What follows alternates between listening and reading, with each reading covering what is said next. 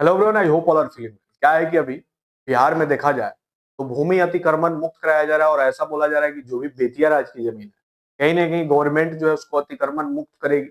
और भी बहुत सारे कंट्रोवर्सी और रील्स वगैरह देखने को मिलेंगे, तो हम लोग यहाँ पे बेतिया राज के इतिहास के बारे में देखेंगे कि कैसे जो है इस पे अतिक्रमण हुआ था और कैसे जो है सारे लोग जो है इसको कैप्चर किए थे। आइए देखते हैं।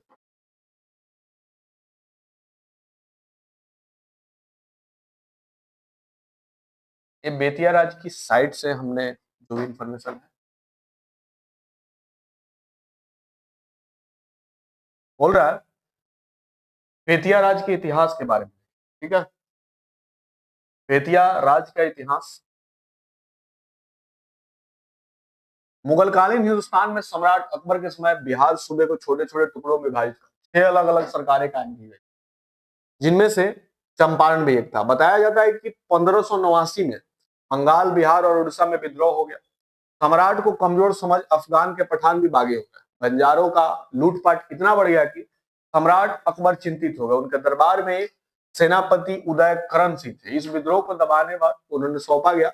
पटना के पास गंगा पार करते ही हाजीपुर में उदय करण सिंह का मुकाबला बंजारों से हो गया और लड़ाई में कुछ बंजारे मारे गए और बाकी बंदी बना लिए गए। इसके बाद पूरा विद्रोह शांत और खत्म भी हो गया। सम्राट अकबर को जब इस जीत की सूचना मिली तो उन्होंने उदय करण सिंह को इनाम स्वरूप चंपारण सरकार की भागडोर सौंपने का आदेश दिया। अकबर के जीवन पर्यंत उदय करण सिंह उनके उदय करण सिंह के लड़ाके जदू सिंह चंपारण की देखभाल करते रहे। इतिहास गवाह है कि राजा की उपाधि जदू सिंह के लड़ाके उग्रसेन सिंह को सम्राट शाहजहां के शासनकाल में सन 1629 में दी गई, अर्थात बेतिया राज के प्रथम राजा उग्रैन सिंह कहलाए। सन 1659 में उग्रैन सिंह का देहांत भी हो गया। ठीक है, बेतिया राज का पूरा स्ट्रक्चर है। ठीक है, ऐसे महल बनाए गए थे। इसमें जो है उनके बाद उग्रैन सिंह के एकमात्र पुत्र गुज सिंह राजा बने, जो 1694 तक राज करके स्वर्ग सिधार गए। और इनके सबसे बड़े लड़के दिलीप सिंह को 1694 में राजा बनाया गया, लेकिन 1715 में अभी परलोकवासी हो गए। इसके बाद इनके बड़े पुत्र ध्रुव सिंह को राजा बनाया गया। यह अब तक के सबसे सफल राजा माने गए। इन्हें भी सुलगांव से हटाकर बेतिया को अपनी राज की राजधानी कहा जाता है कि ध्रुव सिंह को कोई पुत्र नहीं हुआ, केवल 2 लड़कियां। ध्रुव सिंह ने देखा कि उनके पुत्र हीन होने के चलते उनका राज भाइयों के हाथ चला जाएगा। यही सोचकर उन्होंने अपने जीवन काल में ही अपने पुत्री के पुत्र केवल किशोर सिंह को राज तिलक देकर राजा बना दिया। और इस तरीके से ध्रुव सिंह ने अपने भाइयों के हाथ रियासत की सत्ता से बचा ली, मगर परिवार के बीच खाई जरूर पड़ गई। ध्रुव सिंह की मृत्यु 1762 में हो गई। ठीक है, जैसा कि हमारे पिक्चर ये दिख रहा होगा, ये पूरा राजमहल का पिक्चर लिया गया। ठीक है,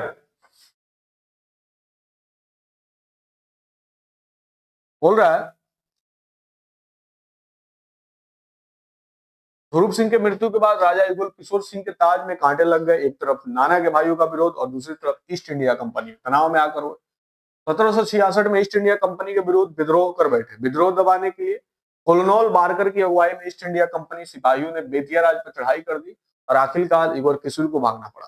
राजा इगोर किशोर के भागने के बाद ईस्ट इंडिया कंपनी ने अपने सरकार को अपने कब्जे में ले लिया। वे पटना राजस्व परिषद द्वारा निर्गत परिवहन के अनुपालन में सारण सरकार के सुपरवाइजर के समक्ष 27 मई और 1771 को जो है वहां पे उपस्थित हो जाते हैं। ठीक है, और यहाँ से शुरू होता है। इसके बाद इनके बड़े लड़के आनंद किशोर सिंह ने सारण के कलेक्टर यहाँ दाखिल खारिज कराकर कुछ शर्तों को कबूल करके बेतिया राज और इसके अन्य समय महाराजा की उपाधि से विभूषित किया। और आनंद किशोर सिंह संगीत प्रेमी थे। इनके समय में ध्रुपद गायन की परंपरा बेतिया जनवरी 1838 को महाराजा आनंद किशोर स्वर्ग सिधार गए। और यहाँ से जो है बेतिया राज की ये राजाओं की फोटो है। ठीक है, कौन से राजा है बताते हैं हम आपको। ये जो है राजा उग्रसेन है, राजा उग्रसेन।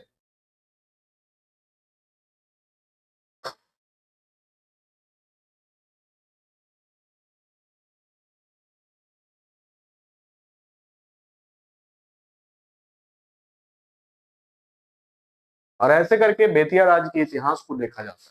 ठीक है, तो पूरा एक बढ़िया सा लगभग थोड़ा एक 1.5 घंटा का इस वीडियो हम लोग शूट करके डालने वाले हैं। मैं भी आपको काफी बढ़िया